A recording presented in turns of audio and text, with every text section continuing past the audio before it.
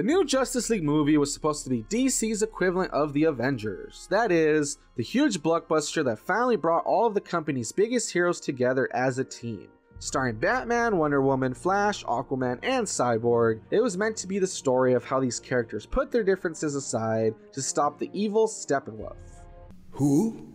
Some alien guy who works for Darkseid or whatever. It doesn't really matter. The point is, it's about them teaming up to stop Steppenwolf from collecting these strange magical items called mother boxes, which he will use to turn Earth into a hellish landscape.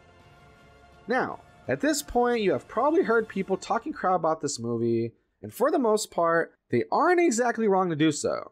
I mean, this movie has a whole lot of flaws. The villain is largely forgettable, character introductions have no build-up or weight to them, the tone is inconsistent, pacing can be weird as, especially at the beginning, we seem to just jump from scene to scene, humor's pretty hit or miss, character origins feel crammed in, and the CGI on Henry Cavill's mustache is really bad.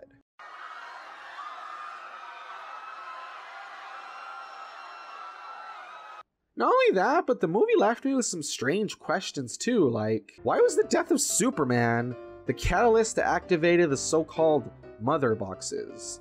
If we're told that these MacGuffins rely on chaos, shouldn't they have been activated by a huge global disaster at some point?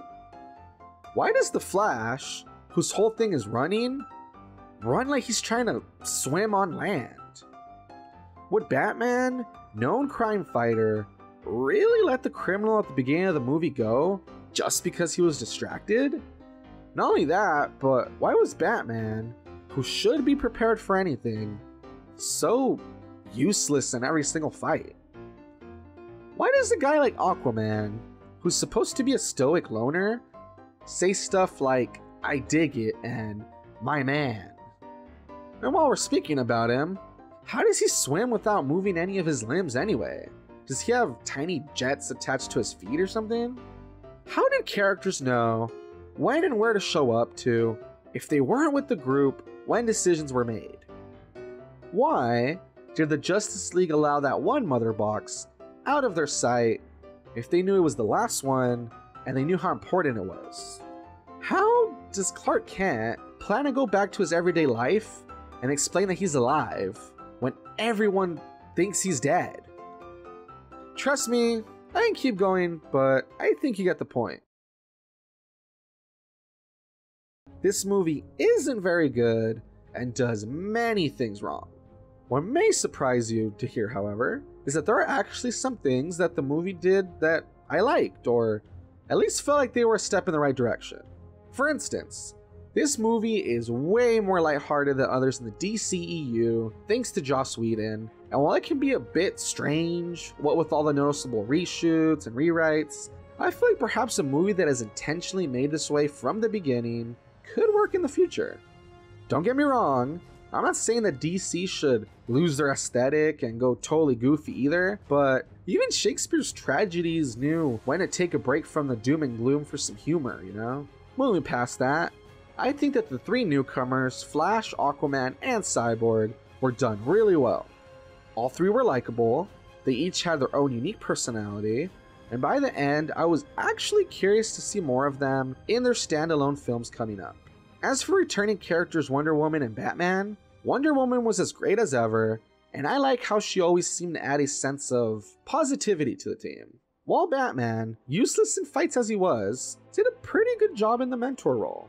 Now, though the action may have been pretty lackluster overall, there were two fight scenes that I thought were pretty cool. The first was the one where Steppenwolf was fighting against the Amazons, while the other was a fight scene revolving around the return of Superman. And oh yeah, speaking of Superman, I'm glad to see him finally smile a bit and loosen up. If there's one thing that the movie does right, it is that it looks like they finally decided to snap Superman out of his whole emo phase thing. So that was nice. Overall, this movie is super flawed and definitely deserves any and all criticism it is receiving. I would honestly say that is enough of a mess that I don't think I have any interest to even rewatch it. However, I do think the credit should be given where credit is due, so let it be known that I think that at the very least, it is better than both Batman v Superman and Suicide Squad. Not only that, but I also feel that there were some small steps taken in the right direction that I hope the DCEU sticks with in the future. As both Patty Jenkins with Wonder Woman and Joss Whedon with his rewrites have shown, when individuals without the Snyder vision get involved, not all hope is lost. So, should you rush out to see this film? I'd say it's a better idea to save your money and maybe rent it later. Even then, that's a big maybe. Perhaps it's just better to keep in mind that some interesting characters came out in this, and keep an eye out for one of the upcoming standalone films. But hey, that's just my opinion. And remember, don't take anything I say too seriously. After all, I'm just a wannabe reviewer. Thanks for watching.